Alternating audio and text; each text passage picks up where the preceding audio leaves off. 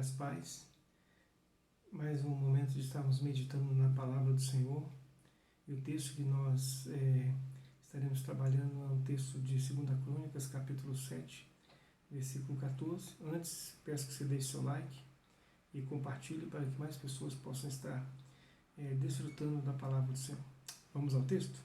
Diz assim: se meu povo, que se chama pelo meu nome, se humilhar e orar, e me buscar, e se converter dos seus maus caminhos, então eu ouvirei dos céus, perdoarei os seus pecados e sararei a sua terra. Esse texto, ele está no Antigo Testamento, né, veterotestamentário, e ele traz para nós alguns ensinamentos importantes. Para nós entendermos esse texto, nós temos que entender qual o momento ali, qual o momento.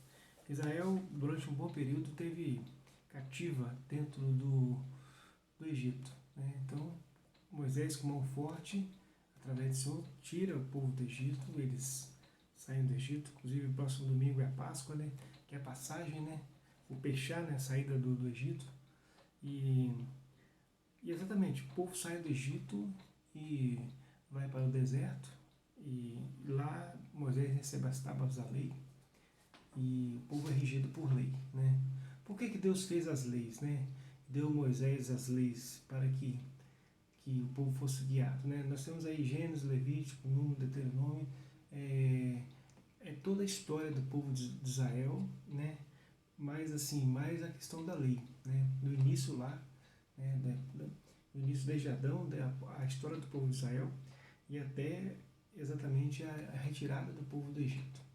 E aí nós temos as leis que Deus deu para Moisés, né? As leis para reger o povo. O povo era escravo, eles estavam acostumados no Egito a ficar dominado pelo Império Egípcio, e aí os costumes relacionados à religião, a tudo, era uma característica realmente que eles haviam adotado por causa do período de vivência que eles estavam lá.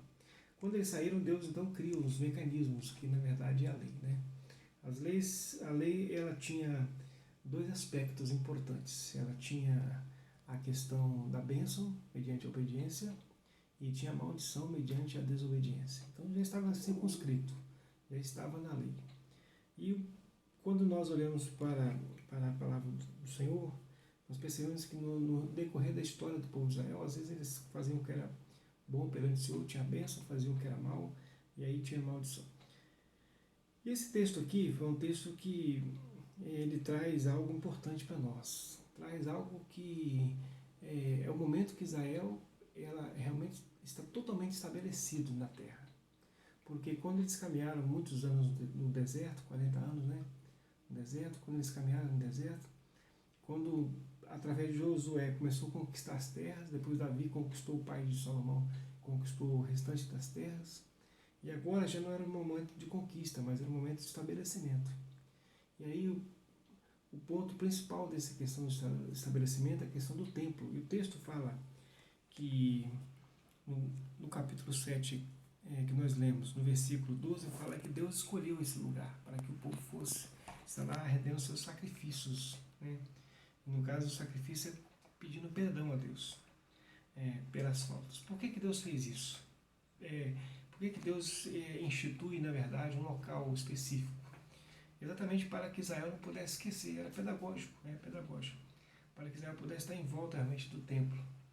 E aí o texto, ele começa falando exatamente sobre essa questão, né? Salomão, ele constrói o templo e Deus fala com ele que ele respondeu a oração dele e fala as seguintes palavras para Salomão: se meu povo, que se chama pelo meu nome, se humilhar, orar e me buscar, e se converter dos seus maus caminhos, então eu virei dos céus, perdoarei os seus pecados e sararei a sua terra. Havia realmente uma tranquilidade do povo de Israel. E o risco de uma tranquilidade, as pessoas esquecerem de Deus, era muito grande. Realmente, nós vamos ver que nos períodos do reinado dos reis de Israel, nós vamos perceber que houve realmente esse esquecimento durante um bom tempo. E aí Deus prepara esse local exatamente para que o nome dele não fosse esquecido. O nome dele não fosse esquecido. Porque quando Deus fala de se humilhar, é porque poderia soberba brotar no coração. Quando Deus fala em orar, o povo realmente podia ter um momento que não estava mais orando ao Senhor, né? E me buscar e distanciando de Deus, havendo distanciamento do Senhor. E se converter dos seus maus caminhos é porque, na verdade, poderia ir numa direção errada. Então essa era a colocação que Deus fez para Salomão naquele momento, né? Se meu povo, que se chama pelo meu nome, se humilhar, orar e me buscar e se converter de seus maus caminhos, então eu ouvirei dos céus, perdoarei os seus pecados e sararei a sua terra. Humilhar, deixar ser guiado pelo Senhor, orar e buscar relacionamento com Deus, converter dos maus caminhos. Converter, você está indo numa direção e você muda a direção. Então, Deus fala o seguinte, que se o povo estiver passando por essa situação, aí vier na casa dele, vier na casa e orar, né, humilhar, buscar, então ele estaria ouvindo que o povo estaria falando, pedindo, fazendo as petições, trazendo os sacrifícios, pronto para ouvir, pronto para perdoar os pecados, né, e pronto para sarar a terra, pronto para restabelecer. Essa é o texto que nós lemos e que Deus realmente ele trabalhava dessa forma. Nós vemos na história do povo de Israel que todas as vezes que o povo pecava, quando eles retornavam, Deus fazia tudo isso, sarava, curava, ouvia os seus clamores, perdoava os pecados, dava nova direção, nova oportunidade. Aí surge uma pergunta. Porque nós olhando para esse texto, o Antigo Testamento, para o povo de Israel, no momento de primeiro templo, e aí a pergunta que surge hoje. A pergunta que surge hoje é a seguinte, qual é o momento histórico para nós hoje? Se isso que valia para Israel está valendo para nós hoje. É importante destacar, amados, que nós entendamos que a Bíblia no Antigo Testamento ela foi escrita em hebraico para o povo de Israel, né? Para o povo de Israel. Era a língua que eles falavam. Jesus veio, né?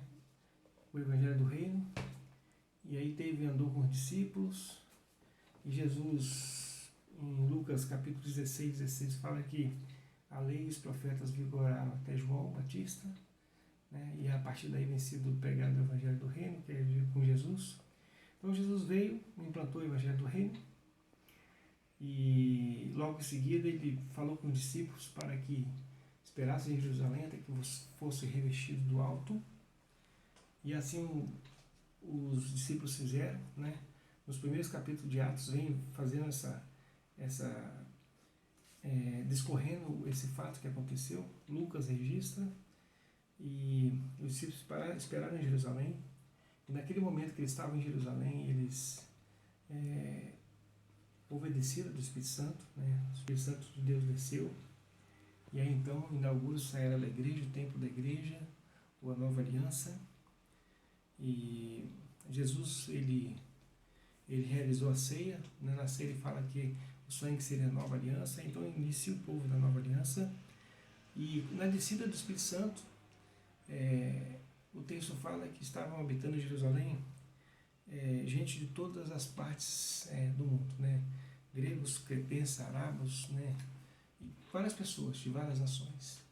E ali houve realmente a descida do Espírito Santo, e aí o Espírito Santo ele passou a ser algo universal, não era mais para o povo de Israel, né? Templo de Israel, Antigo Testamento, né? Em hebraico, profetas, sacerdotes e reis. Novo Testamento, o véu do templo se rasgou de alto a baixo na morte de Cristo, e aí agora realmente nós temos acesso ao Santo dos Santos, e através da descida do Espírito Santo isso se factualizou.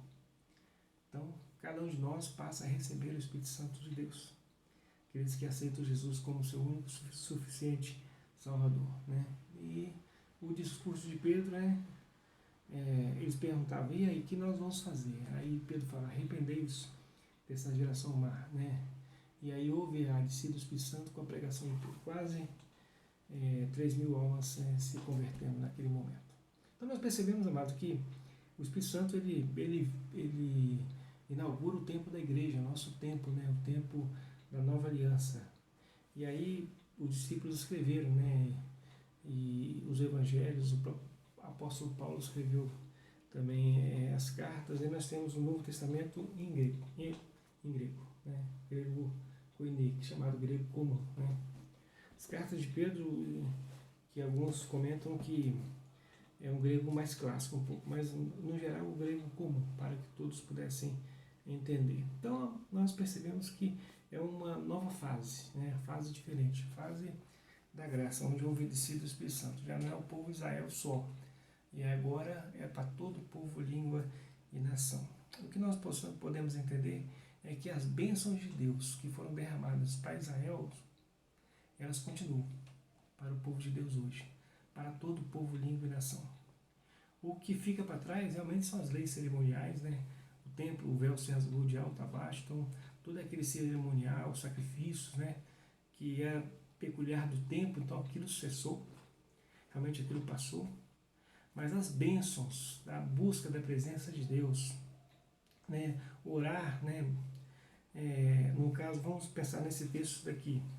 Se meu povo, que se chama pelo meu nome, quer dizer, o povo de Deus hoje, se humilhar, se o povo de Deus hoje orar e buscar a presença de Deus hoje e se converter dos seus maus caminhos, Ele vai ouvir as nossas orações.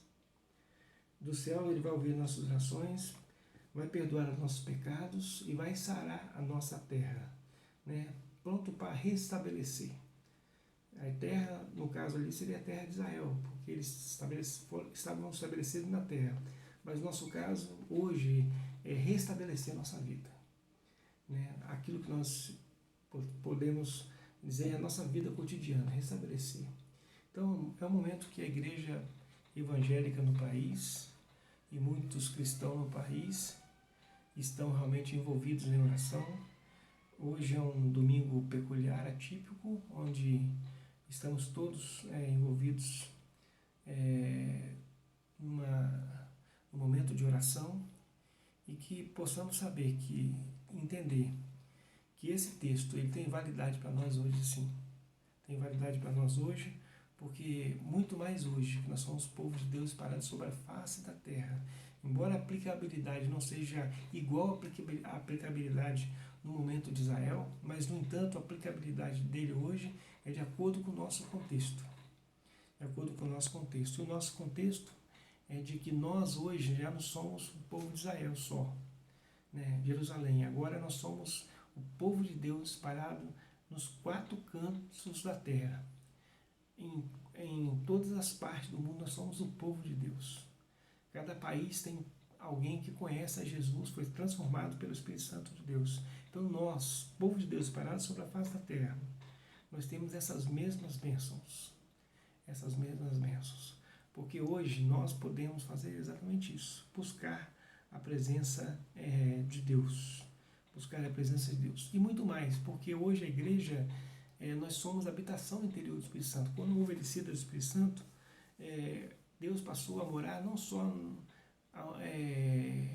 na questão dos templos, dos locais de adoração, mas Deus, principalmente, Ele habita nos corações, nos nossos corações. Então é muito mais do que isso. O apóstolo Paulo, em 1 Coríntios 3,16, fala que somos o santuário de Deus e que o Espírito Santo de Deus habita em nós. Ainda na carta aos Efésios, capítulo 1, versículo 13, ele diz assim: em quem também nós, depois de ouvirdes a palavra da verdade, o evangelho da vossa salvação, tendo nele também crido, fostes selado com o Espírito da promessa. Então, amado, nós somos selados com o Espírito da promessa, nós somos santuário de Deus, e aonde nós invocarmos a presença de Deus, Deus estará ouvindo as nossas orações. Então eu e você podemos fazer, olhar para esse texto e seguir essas orientações do Senhor. Então isso é para nós. Se meu povo, que se chama pelo meu nome, se humilhar e me buscar e se converter dos seus maus caminhos, então eu virei dos céus e perdoarei os seus pecados e sararei a sua terra. Deus tem interesse na nossa vida particular. A filosofia, durante um grande período da história da humanidade, ela colocava Deus distante do homem, né? E quando Jesus veio, e aí o anúncio é de que o Emanuel, Deus conosco, Deus presente, Deus entre nós. Jesus veio entre nós. E Jesus, quando ele foi assunto aos céus, quando ele foi recebido nos céus, antes de ser recebido no céu, ele falou que não deixaria cada um de nós órfãos, ele enviaria o Espírito Santo. E o Espírito Santo de Deus está no seu coração, está no meu coração. Deus está em nós. E por isso, amado, nós podemos fazer essas orações. E Jesus falou, entra no teu quarto, fecha a tua porta e ora teu Pai em secreto, que ele te recompensará. Então nós temos acesso ao Santo dos Santos, diretamente com Deus. O véu se rasgou. Nós temos acesso a Deus. E esse acesso a Deus nos dá todas as bênçãos celestiais em Cristo Jesus. Então, amados, se meu povo, eu e você, que se chama pelo nome do Senhor, somos conhecidos porque somos conhecidos como os filhos de Deus, se humilhar e orar e me buscar e se converter dos seus maus caminhos, então eu ouvirei dos céus, perdoarei os seus pecados e sararei a sua terra. Estamos precisando de cura. Estamos precisando que o coronavírus ele possa ter um quadro diferente. Nosso país hoje está se movendo em oração. E sabe que Deus pode fazer muito por nós.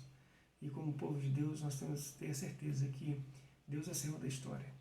Ele pode mudar o destino da história, à medida que o povo de Deus se volte para o Senhor. Não é para realmente forçar Deus, obrigar Deus a fazer o que nós queremos, não é isso. Na verdade, a ideia de nós estarmos orando é falando, Senhor, nós não podemos. Senhor, nós não conseguimos. Nós precisamos de Ti, nós nos rendemos a Ti. Então a ideia de humilhar é falar para Deus o seguinte, que nós realmente somos incapazes, que nós precisamos da ação de Deus, que nós somos dependentes de Deus. O mundo está sensível a isso. E tenha certeza que nós, como povo de Deus, possamos estar sempre clamando ao Senhor, buscando a face dEle. E saiba que Deus está pronto a ouvir. Ouvirei dos céus, pronto para ouvir. Perdoarei os pecados, pronto para perdoar e dar alívio. Sararei a terra, pronto para restabelecer. Saiba que esse é o Deus que tem cuidado de nós. Que Deus abençoe a sua vida, que Deus abençoe a nossa vida e possamos buscar a presença do Senhor.